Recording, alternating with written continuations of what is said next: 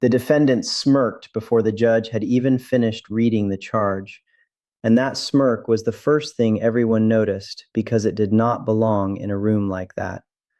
Not in a courtroom washed in pale morning light, not under the carved wood seal of the state, not across from a woman still wearing a neck brace beneath her thrift store blouse. Then he said it, leaning back in his chair like he owned the walls, the flag, the silence, the law itself. Your Honor, with all due respect, the law doesn't work the way these people think it does. I've done my research. A few people in the gallery actually gasped. Judge Fleischer did not move, and somehow that was worse. He sat high above the courtroom in his black robe, silver hair combed back, glasses low on his nose, his expression carved into that unnerving stillness only certain judges ever master, the kind that makes liars keep talking because they mistake patience for weakness. Everyone in that room had heard stories about him. He was not theatrical. He did not shout. He did not need to. He had a reputation for seeing through excuses the way sunlight cuts through dirty glass. And when he looked at the defendant that morning, it was with the cold, clinical focus of a man who already suspected he was staring at something rotten. If you've ever seen someone walk into court convinced they were smarter than everyone else, go ahead and stay with this one, because what happened next turned into the kind of public collapse people talk about for years. And when you hear the sentence at the end, tell me if you think Judge Fleischer showed mercy at all. The defendant's name was Trevor Haynes, 34 years old, son of a regional car dealership owner, dressed in a navy suit that fit too well to be rented, and a crimson tie knotted with careless confidence. His hair was sculpted, his watch looked expensive enough to cover 3 months of somebody else's rent, and he wore that particular expression of upper-class irritation that says the true crime in his mind is being inconvenienced by consequences. He had arrived flanked by two attorneys and his father, who sat in the front row with the heavy, flushed face of a man unaccustomed to watching his money fail in public. Across the room sat the victim, Lila Bennett, 26, hospital billing clerk, part-time caretaker to her disabled younger brother. She wore a cream cardigan with one button missing and held herself so carefully it was obvious even from a distance that pain had become second nature. Her cheekbones were still too sharp from weeks of stress. A faint bruise yellowed along her jawline. Her left hand trembled when she reached for a cup of water, but her chin remained lifted. There was no arrogance in her, no performance, just the quiet, exhausted dignity of somebody who had already survived humiliation and was now being forced to relive it in fluorescent light. On paper, the case looked almost embarrassingly simple. Trevor had struck Lila's car in a parking structure, then gotten into a confrontation when she tried to photograph the damage. The charges began small: reckless driving, leaving the scene, assault. His defense was almost laughably confident. He claimed Lila had staged the incident to extort money, claimed she was exaggerating injuries, claimed he had merely educated her on the law and that she had panicked. He had filed a packet of internet printouts, forum screenshots, self-styled legal annotations, and a spectacularly incompetent motion accusing the police, the prosecutor, and the victim of fraudulent procedural misrepresentation. Grossly misinformed was the charitable version. But Judge Fleischer had seen enough first appearances to know when a simple case was wearing a mask. Trevor insisted on speaking early over the advice of counsel. That was the first mistake. He rose with a lazy confidence, one hand in his pocket, until the bailiff barked at him to remove it. He cleared his throat and smiled at the bench. The prosecutor is twisting basic legal principles, he said, voice slick and practiced. A private parking structure isn't a public roadway, so this whole thing is mischarged. Also, there was no assault because I never struck her with intent. And frankly, if she got scared, that's not a felony. That's fragility. The room reacted instantly. A woman in the back whispered, "Did he really just say that?" Lila stared at the tabletop. One of the juror candidates in the side benches frowned openly. Trevor mistook all of it for momentum. He kept going. "She took pictures of my vehicle without consent. That's harassment," I corrected her. "If she fell, she fell." Judge Fleischer folded his hands. "Mr. Haynes," he said softly, "you are confusing confidence with competence. A current ran through the room. Trevor's smirk flickered just for a second. Then the prosecutor stood. Assistant District Attorney Naomi Price was not flashy, but she had the focused severity of a person who came to court prepared to peel back skin until bone showed. She approached the lectern with a thick file, turned one page, then another, as if she were choosing exactly how much rope to give him. "The state is prepared," she said, "to show this incident did not begin or end as a parking dispute." That's when everything changed. Naomi called the first witness, a garage attendant named Mateo Ruiz. He testified that Trevor's black luxury coupe had come flying down the third-level ramp fast enough to make tires scream against concrete. Lila had been loading groceries into her aging sedan. Trevor clipped the rear bumper hard enough to jolt the vehicle sideways. Lila shouted for him to stop. Trevor got out slowly, not apologizing, not checking the damage, just adjusting his cuff and looking at her like she had spilled something on his shoe. Mateo said Lila raised her phone and Trevor walked straight toward her. "Did the defendant appear upset?" Naomi asked. Mateo shook his head. "No, ma'am." He looked amused. Then came the CCTV footage. The courtroom lights dimmed. The old monitor flickered. Grainy overhead video filled the screen, cold and gray and undeniable. There was Lila beside her car. There was Trevor's coupe cutting the corner too fast. There was the impact. There was Trevor stepping out with the swagger of a man expecting automatic surrender. Lila lifted her phone. Trevor closed the distance in 6 quick steps and slapped it from her hand so violently it skidded beneath another car. Then he pointed at her face and moved in so close she had to step back. She stumbled on the curb stop, lost balance, and hit the concrete shoulder first, then head. The courtroom went silent.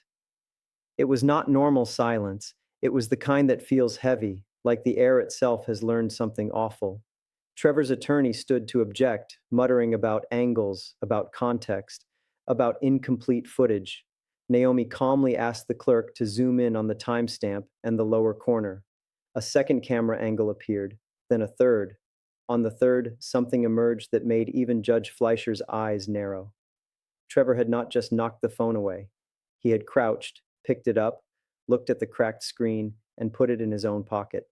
A rustle of whispers broke loose through the gallery. Trevor's father stopped breathing through his nose and started through his mouth. Trevor shifted in his chair for the first time.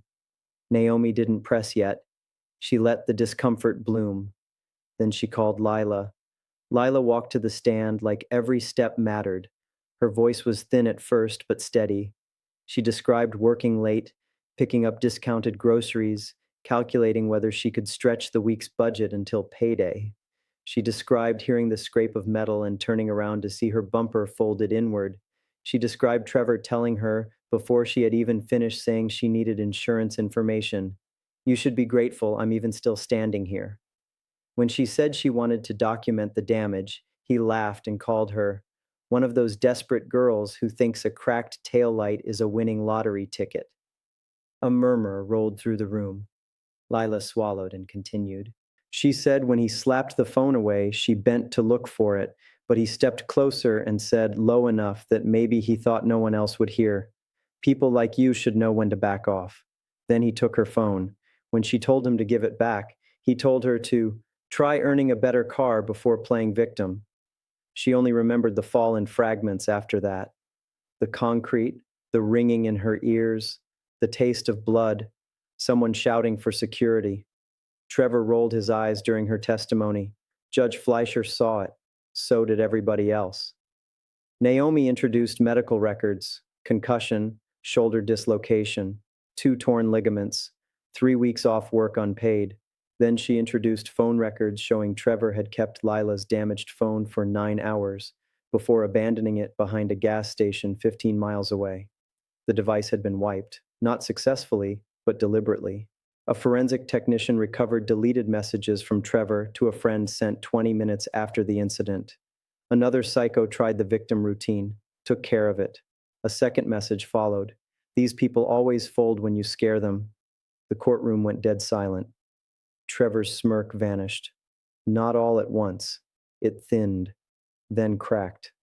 But the real destruction had not even started. Naomi asked permission to admit prior incident evidence under the state rule for pattern and absence of mistake. Trevor's attorneys objected furiously. Judge Fleischer asked one question, listened to three clipped answers, and allowed it. Then a former valet from a hotel testified that Trevor had once demanded he make a ticket disappear after clipping a server's motorcycle in a service alley. A former girlfriend, pale and visibly ashamed to be involved, testified that Trevor bragged about intimidating people with legal jargon he barely understood because, in his words, most working-class people hear a confident sentence and panic.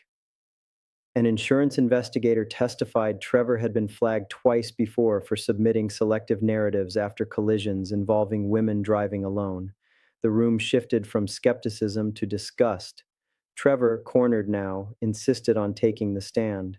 His attorneys looked like men watching a bridge collapse in slow motion. He adjusted the microphone and tried to recover the old charm. "This is being made emotional on purpose," he said. "I'm not some monster because I understand liability better than a clerk and a waitress-level witness."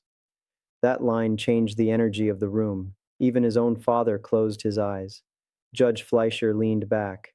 "A waitress-level witness," he repeated. Trevor shrugged. "You know what I mean."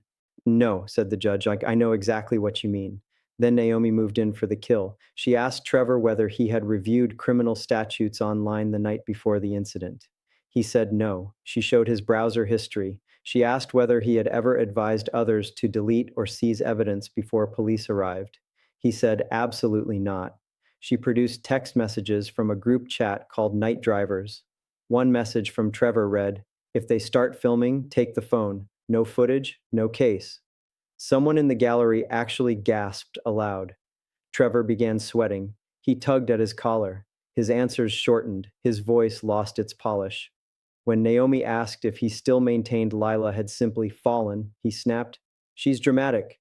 She saw a nice car and smelled money. That's what this is." The courtroom went silent again. Judge Fleischer removed his glasses and set them down with almost tender care. When he spoke, his voice was low enough that people had to lean in. "Mr. Haynes, the law is not confused because you found a search engine."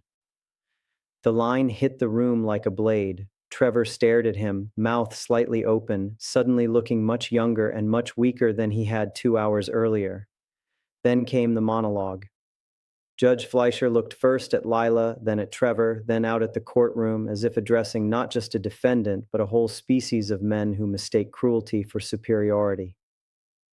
"What I have seen today is not a misunderstanding of law. It is a calculated abuse of ignorance you hoped to exploit. You did not merely damage property, you targeted vulnerability.